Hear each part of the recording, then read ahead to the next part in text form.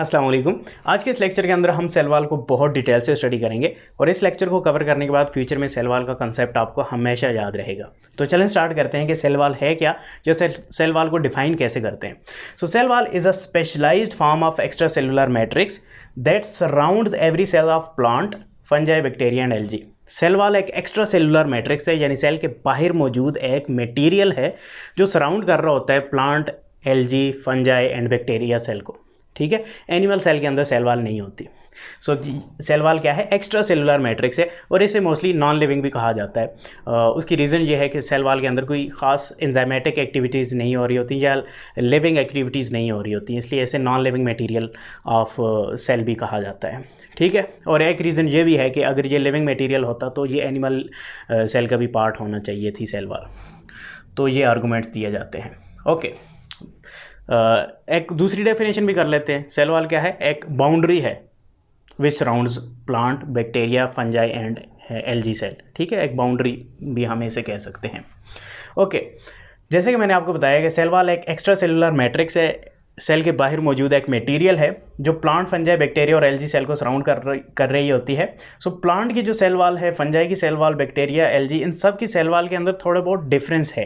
Difference किस चीज़ का है कि इनकी सेल वॉल जिस मटेरियल या जिस कंपोनेंट से मिलकर बनी होती है वो डिफरेंट होता है। जैसे कि प्लांट की जो सेल वॉल है उसमें जो मेन इंग्रेडिएंट है उसे सेलुलोज कहा जाता है, जबकि फंजाई की जो सेल वॉल है उसे काइटिन कहा जाता है। डिफरेंस क्या होता है कि सेलुलोज ग्लूकोज के पॉलीसैकेराइड हम कह सकते हैं पॉलीमर्स ऑफ ग्लूकोज से मिलकर बनी होती है या पॉलीसैकेराइड से मिलकर बनी होती है, जबकि काइटिन के अंदर पॉलीसैकेराइड्स तो होते हैं बट पॉलीसैकेराइड्स के साथ साथ नाइट्रोजिनस कंपाउंड्स भी मौजूद होते हैं काइटिन के अंदर। सो फंजाई की सेल वॉल थोड़ी डिफरेंट होती है और ये काइटिन मटेरियल आर्थ्रोपोड्स के अंदर भी मौजूद होते हैं, उनकी जो स्किन होती है वो भी काइटिन से मिलकर बनी होती है।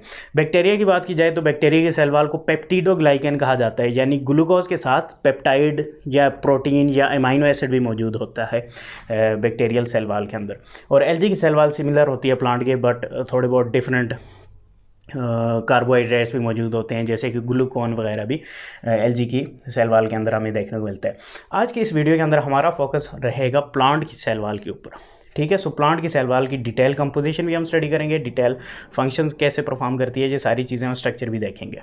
ओके, ये स्ट्रक्चर और कंपोजिशन स्टडी करने से पहले थोड़ा बहुत आइडिया होना चाहिए कि सेल वॉल का फंक्शन क्या है, ताकि हमें आसानी से उसकी स्ट्रक्चर की समझ आ सके।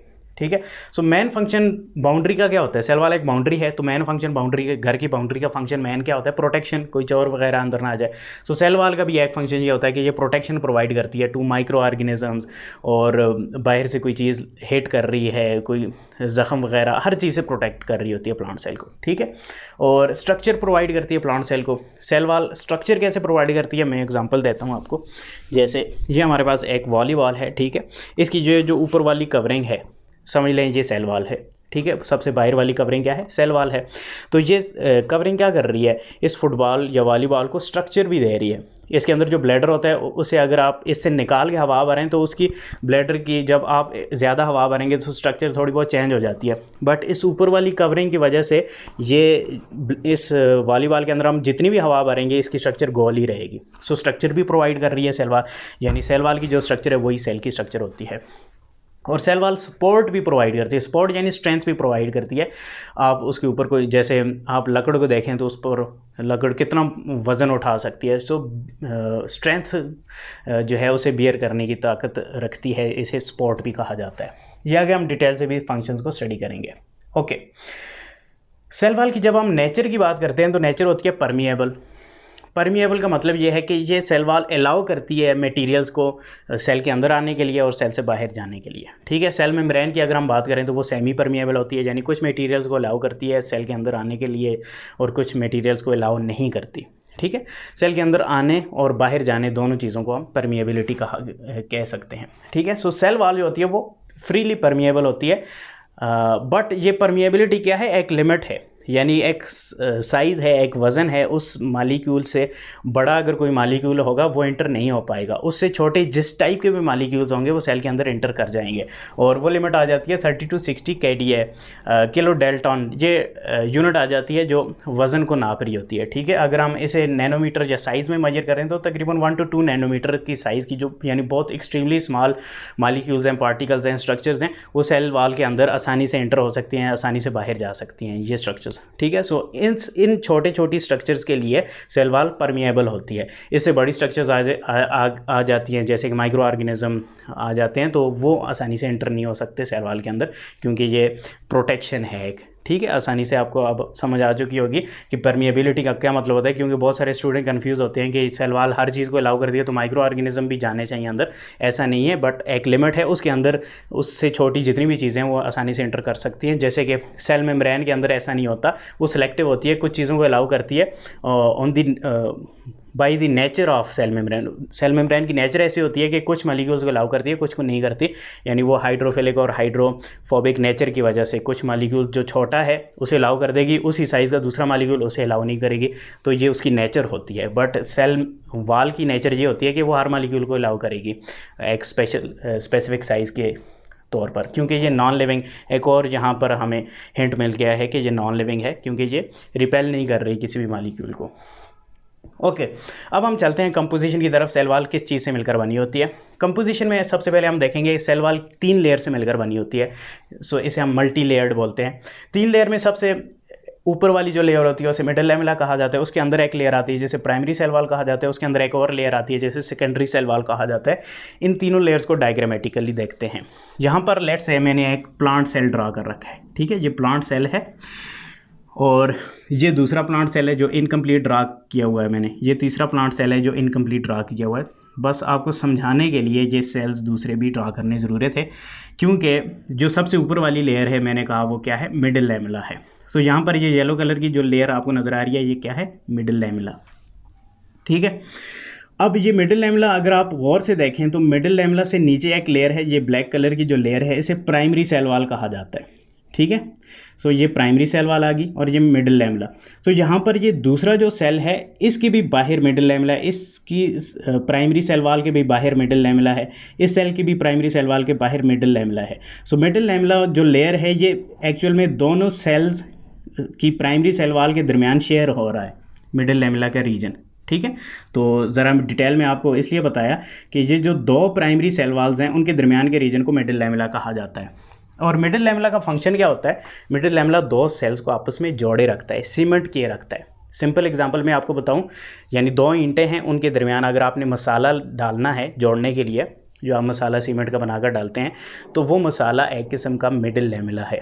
सो मिडिल लैमेला का फंक्शन यही है, 2 सेल्स को आपस में जोड़े रखना, ठीक है। सो इसका मतलब है मिडिल लैमेला के अंदर कौन सा मटेरियल होगा, सीमेंटिंग मटेरियल होगा, ऐसा मटेरियल होगा जो 2 सेल्स को आपस में जोड़े रखेगा। और इसी से हम चलते हैं मिडिल लैमेला की कंपोजिशन की तरफ। ओके, मिडिल लैमेला मिलकर बना होता है पेक्टिन, कैल्शियम और मैग्नीशियम, यानी ये वाली जो लेयर है इसके अंदर आपको कैल्शियम आयंस भी मिलेंगे, मैग्नीशियम वगैरह मिलेगा और पेक्टिन मिलेगा। पेक्टिन बहुत इंपॉर्टेंट एक मटेरियल है, पेक्टिन बहुत इंपॉर्टेंट मटेरियल है और ये काम कर रहा होता है सीमेंटिंग का, चीज़ों को जोड़ने का। और इसकी स्ट्रक्चर इस तरीके से थ्रेड लाइक स्ट्रक्चर होती है, यानी जैसे धागे के ज़रिए बंदा किसी चीज़ को बांध के नहीं रखता, इसी तरीके से ये चीज़ों को जोड़ता है, ठीक है।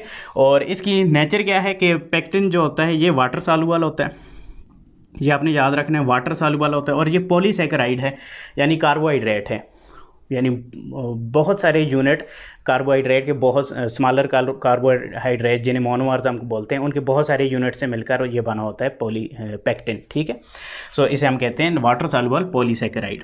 और नेचर के अंदर या आम रोज़मर्रा की रूटीन के अंदर पेक्टिन के यूजेस क्या आते हैं, जैसे मैंने आपको बताया ये जेलीज़, ये जोड़ के रखता है चीज़ों को, ठीक है, सीमेंट करके रखता है। तो इसका मतलब है इस मटेरियल को अगर हम प्लांट की मिडिल लैमेला या प्लांट की सेल वाल से एक्सट्रैक्ट एक्सट्रैक्ट करते हैं और इस मटेरियल को हम फ्रूट के जूसेस में डालते हैं, तो ये फ्रूट के जूसेस को घना करता है, जेली टाइप बनाता है।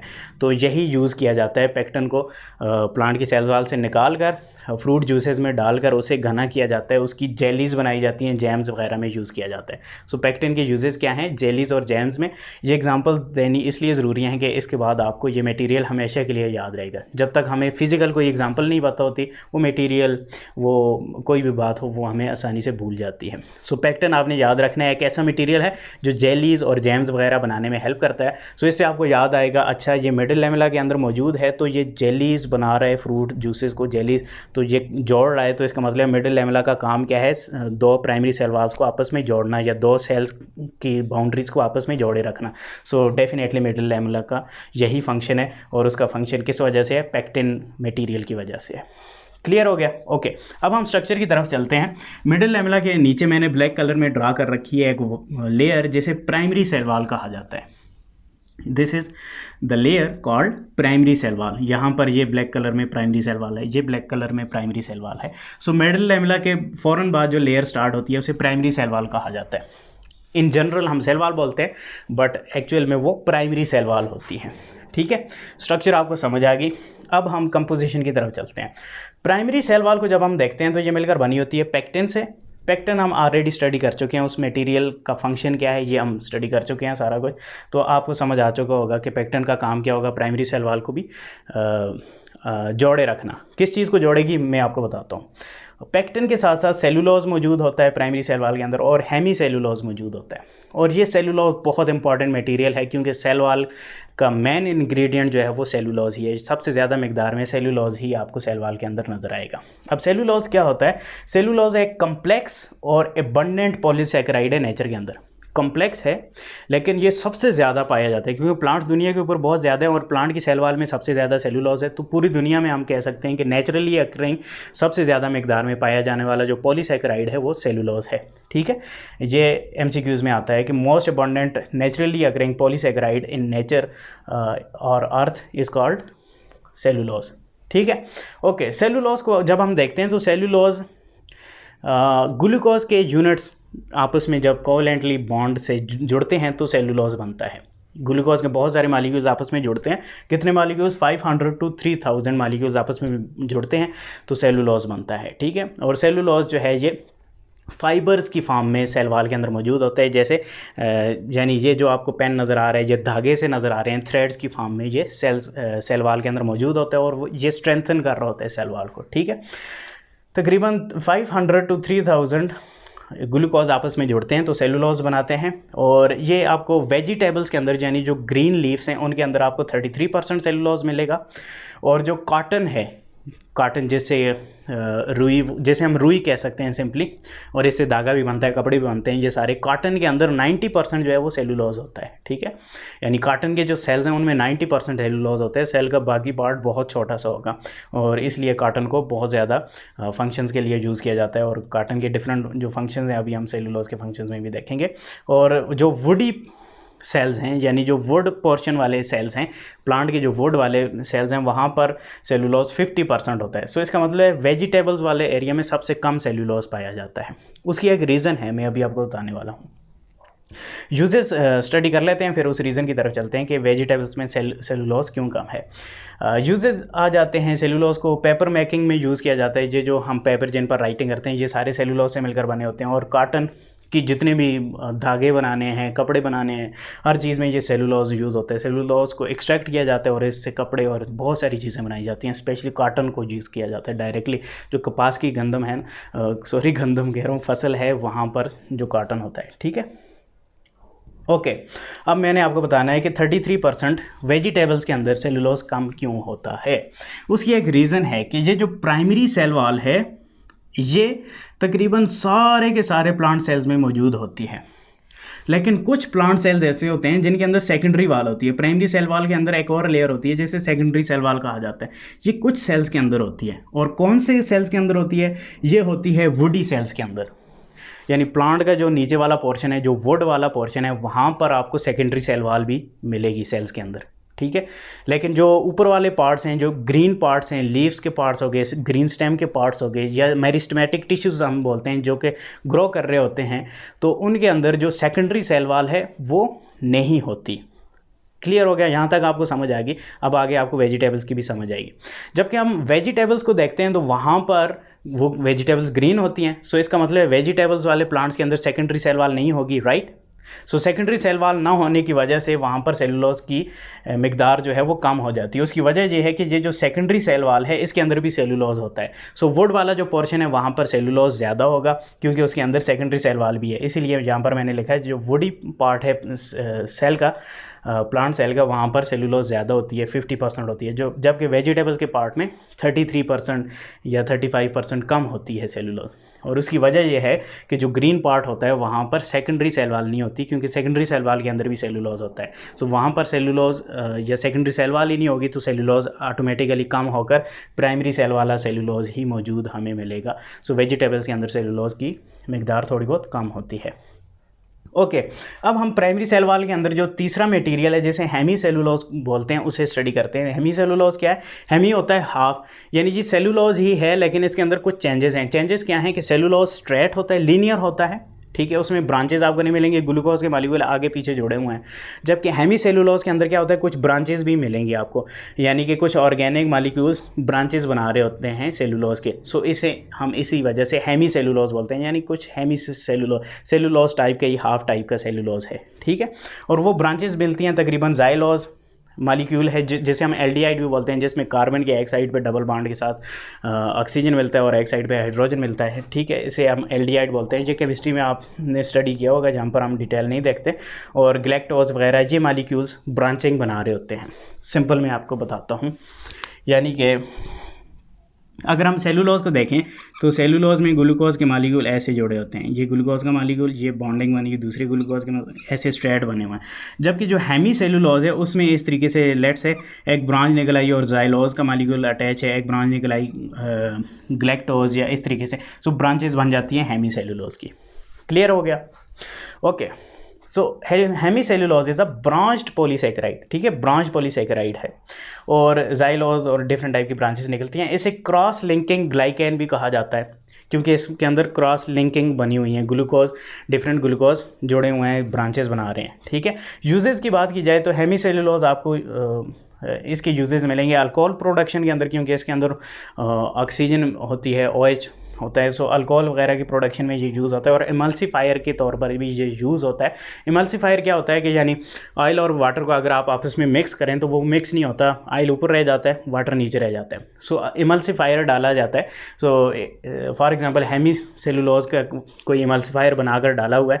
इमल्सीफायर क्या करता है कि ऑयल और वाटर के मॉलिक्यूल्स को डिज़ोल्व करवाने में हेल्प करता है, यानी एक हिस्सा हेमी सेलुलोज लेट से का मॉलिक्यूल एक वाटर का हिस्सा पकड़ लेगा, एक ऑयल का हिस्सा पकड़ लेगा और दोनों को मतलब एक इंटरफेस में ले आएगा और इस तरीके से एक इमल्जन बन जाएगा, ठीक है, इमल्जन बन जाएगा उस मॉलिक्यूल का। सो इमल्सीफायर के तौर पर हेमी सेलुलोज को यूज़ किया जाता है। सो हमने प्राइमरी सेल वॉल में जो 3 कंपोनेंट्स हैं, एक पेक्टिन तो हम स्टडी कर चुके थे, सेलुलोज को भी स्टडी कर लिया, उसके फंक्शंस को भी स्टडी कर लिया, यूजेस को भी, और हेमी सेलुलोज को भी स्टडी कर लिया और उसके यूजेस को भी स्टडी कर लिया। सो प्राइमरी सेल वॉल हमें क्लियर होगी किस चीज़ से मिलकर बनी होती है। प्राइमरी सेल वॉल को ज़रा डिटेल से स्ट्रक्चर के ज़रिए देखते हैं। सो यहाँ पर ये जो डायग्राम है इसमें ये आ गया मिडिल लेमिला, जो कि मिलकर बना हुआ है किस चीज़ से, पेक्टिन से, और पेक्टिन के अलावा और क्या है इसके अंदर, कैल्शियम और मैग्नीशियम है। उसके नीचे आ गई प्राइमरी सेल वॉल, ये ब्लैक कलर में प्राइमरी सेल वॉल, ठीक है। यहाँ पर सेकेंडरी सेल वॉल है तो यहाँ पर मैंने सेकेंडरी सेल वॉल नहीं ड्रा कर रखी, नीचे सेल मेम्ब्रेन है, सो प्राइमरी सेल वॉल को ही रखा हुआ है बिकॉज प्राइमरी सेल वॉल हर सेल के अंदर, प्लांट के सेल के अंदर मौजूद होती है, सेकेंडरी सेल वॉल सिर्फ बॉडी सेल्स के अंदर मौजूद होती है। ओके, प्राइमरी सेल वॉल को जब हम देखते हैं तो वहाँ पर सेलुलोज ये ग्रीन कलर में आपको फाइबर्स से नज़र आ रहे हैं, इस तरीके से सीधे सीधे से फाइबर्स ये सेलुलोज के होते हैं। फिर इसमें कुछ टेढ़े ब्रांचेस वाले फाइबर्स हैं, इसे हम हेमी सेलुलोज से रिप्रेजेंट करते हैं, ठीक है। ये बॉन्डिंग बना रहे होते हैं सेलुलोज के साथ और सेलुलोज को आपस में जोड़े रखते हैं। और फिर आ जाता है पेक्टिन, जो कि धागे की तरह होता है और ये सेलुलोज के मॉलिक्यूल्स को जोड़ता है, 2 यानी सेलुलोज के फाइबर्स हैं उन्हें आपस में जोड़ता है। सो इस तरीके से जो सेल वॉल है उसकी स्ट्रक्चर मजबूत होती जाती है, ठीक है। ये स्ट्रक्चरली हमने देख लिया और इसके नीचे आ गई सेल मेम्ब्रेन। और इसके अलावा यहाँ पर कुछ रेगुलेटरी प्रोटीन्स और एंजाइम्स भी होते हैं। ये प्रोटीन्स और एंजाइम्स क्या करते हैं, रेगुलेटरी प्रोटीन्स क्या करती हैं, ग्रोथ वगैरह को रेगुलेट कर रही होती हैं, यानी सेल को सेल साइकिल के अंदर जाना है तो ये प्रोटीन सिग्नल सेंड करती हैं। और एंजाइम्स ऐसे होते हैं कि फंक्शन में हम देखेंगे कि फंजाई की अगर पेनिट्रेशन होती है सेल वाल की तो ये फंजाई की सेल वाल को एंजाइम डिग्रेड कर देते हैं ताकि माइक्रो ऑर्गेनिज्म से सेल वाल या सेल जो है वो बचा रहे। ठीक है, सो सेकंड लेयर भी हमने स्टडी कर ली। अब हम चलते हैं थर्ड लेयर की तरफ जिसे सेकेंडरी सेल वाल कहा जाता है।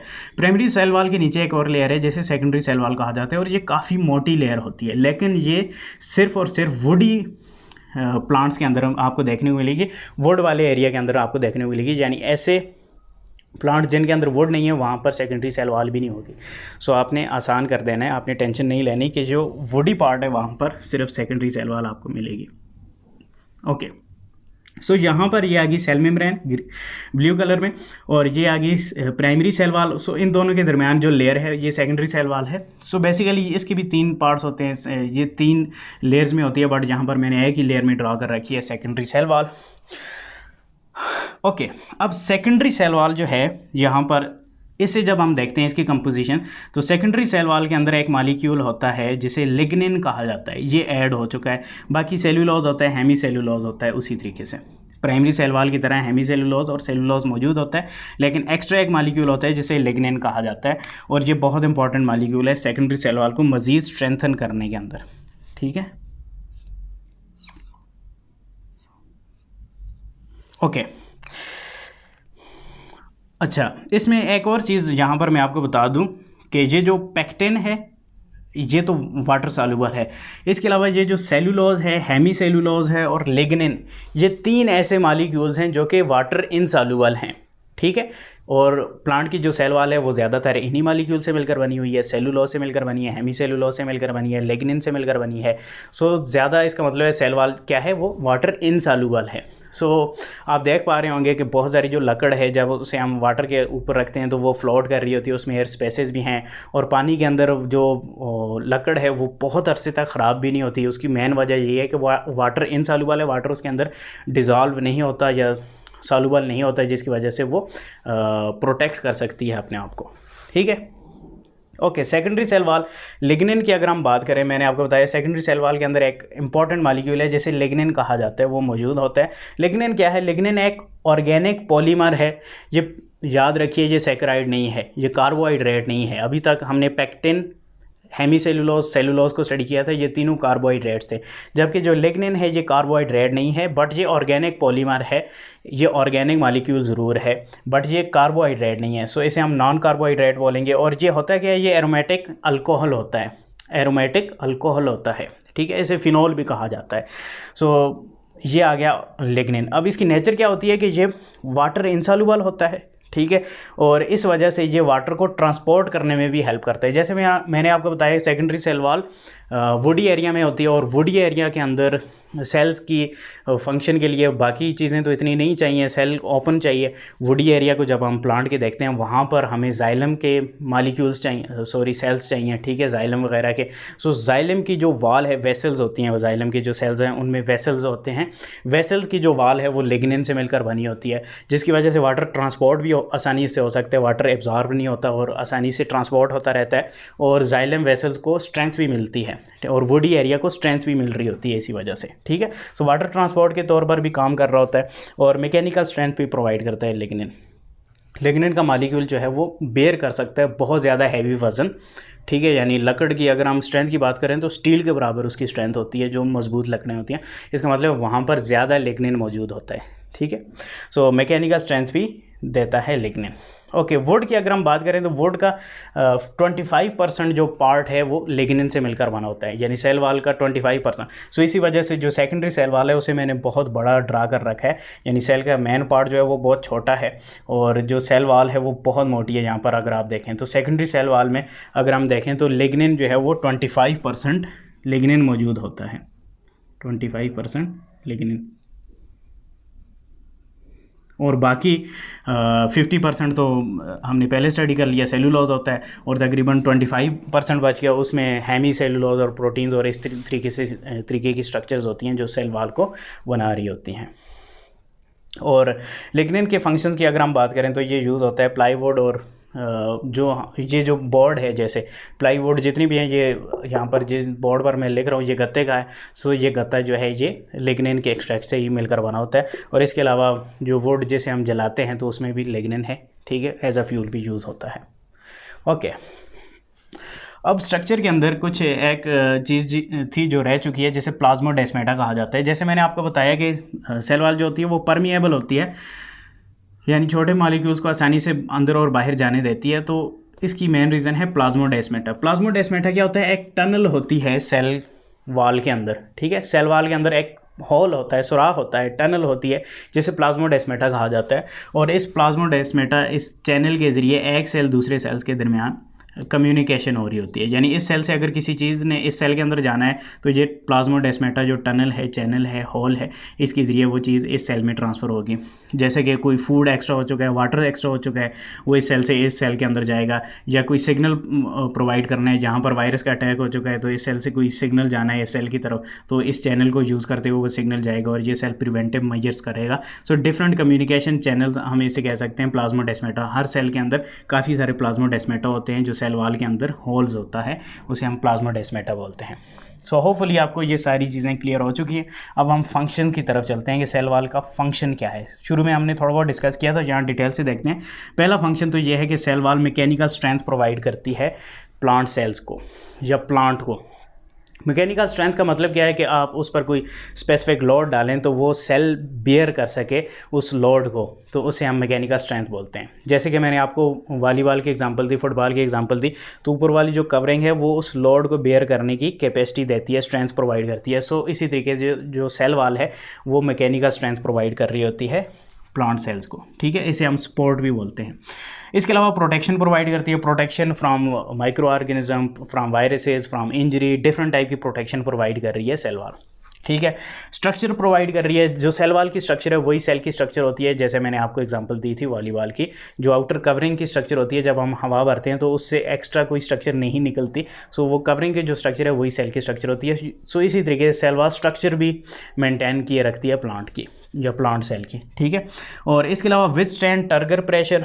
टर्गर प्रेशर ये है कि वाटर मौजूद होता है प्लांट सेल के अंदर, वैक्यूल के अंदर। ये वैक्यूल है, इसके अंदर जो वाटर मौजूद है, यहाँ पर मैंने सेकेंडरी सेल वॉल ड्रा कर रखी है, बट मोस्टली ये प्राइमरी सेल वॉल के केस के अंदर होता है। यानी ऐसे सेल्स जो ग्रो कर रहे होते हैं उनमें सेकेंडरी सेल वॉल नहीं होती, उनमें सिर्फ प्राइमरी सेल वॉल होती है। तो ये वैक्यूल जब पानी से भरता है, बड़ा होता जाता है, तो प्राइमरी सेल वॉल को पुश करता है, ठीक है। प्राइमरी सेल वॉल को जब पुश करते हैं तो एक टर्गर प्रेशर बिल्ट होता है और जो सेल्स हैं वो फटने से बच जाते हैं। सो प्राइमरी सेल वॉल क्या करती है, उस सेल को फटने से बचाती है, ठीक है, वाटर प्रेशर की वजह से। और इसके साथ साथ ये वाटर प्रेशर उन प्लांट सेल्स को इरेक्टाइल भी रखता है, खड़ा भी रखता है। जैसे कि आप देखें बहुत सारे प्लांट्स अगर आप उन्हें धूप में रख दें तो वो मुरझा जाते हैं, उससे यह होता है उनका पानी लॉस हो जाता है। सो सेल वॉल जो है वो अपनी साख थोड़ी बहुत खो देती है। जैसे कि फुटबॉल के अंदर से हवा निकाल दें तो ऊपर वाली स्ट्रक्चर जो है वो थोड़ी बहुत पिचक जाती है। सो इसी तरीके से प्लांट्स भी, प्लांट के पत्ते और तने थोड़े से पिचक जाते हैं। सो टर्गर प्रेशर और सेल वॉल दोनों चीज़ें आपस में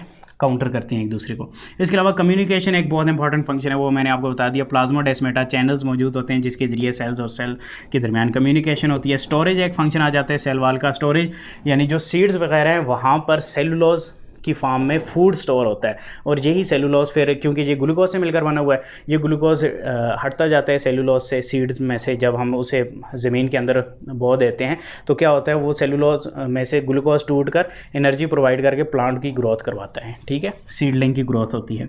और रेगुलेट ग्रोथ, या जैसे मैंने आपको बताया सेल वॉल के अंदर कुछ रेगुलेटरी प्रोटीन्स होती हैं जो सिग्नल प्रोवाइड करती हैं। जैसे प्राइमरी सेल वॉल के अंदर प्रोटीन्स हैं, और सेल वॉल काफ़ी बड़ी हो चुकी है, अब सेल कंप्लीट हो चुका है साइकिल, तो वो प्रोटीन्स क्या करती हैं, सिग्नल देती हैं सेल को कि अब तुमने डिवाइड होना है। सो सेल साइकिल को रेगुलेट कर रही होती है।